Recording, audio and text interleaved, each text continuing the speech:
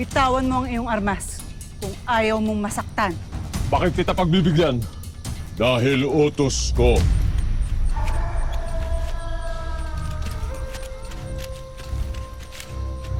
Patawad, Haring Hagorn.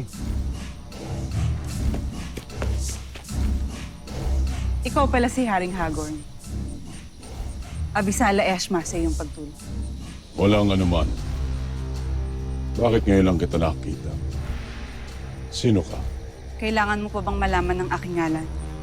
Hindi lamang pangalan mo ang nais kong malaman, kundi gusto kong makita ang iyong buong mukha. Paumanhin, ngunit hindi mo alam ang iyong inihiling. Paalam. Sheda. Hindi mo maaaring talikuran ang iyong hari. Maniwala ka. Para sa iyong kapakanan rin ito. Kapastangan! Sheda!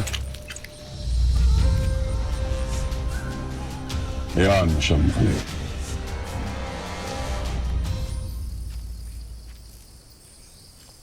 Kung isang ang Eve-3 ang inyong nakalaban, ay kagaya rin siya ni Hades kamahalan na nabigyan ng basbas upang manirahan muli dito sa mundo ng mga nabubuhay na engkantado.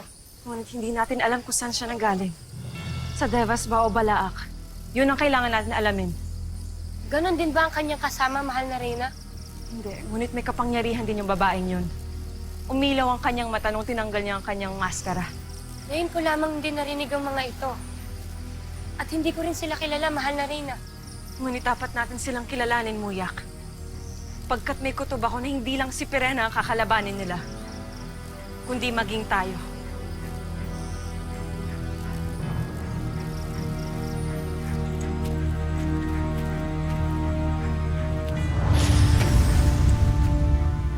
Adhara? Nandito na kayo?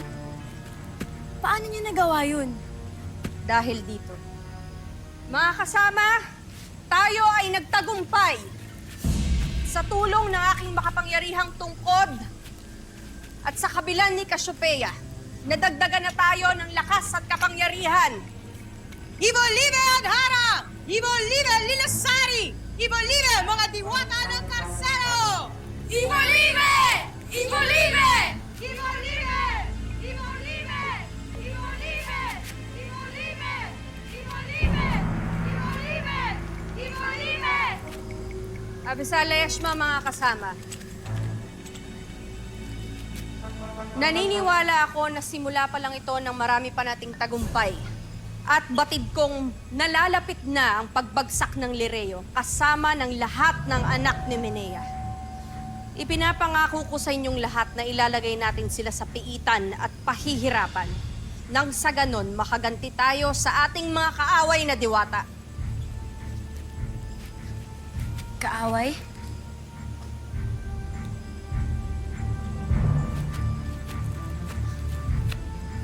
Kaaway na diwata?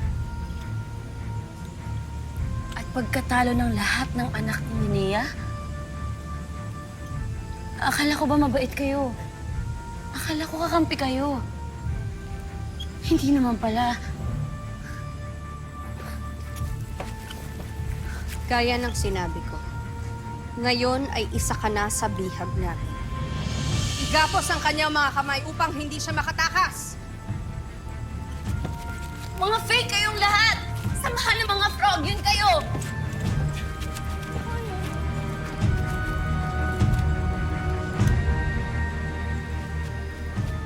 Lilasari, ikaw na ngayon ang hawak ng kabilan, ang sandata ng iyong ina.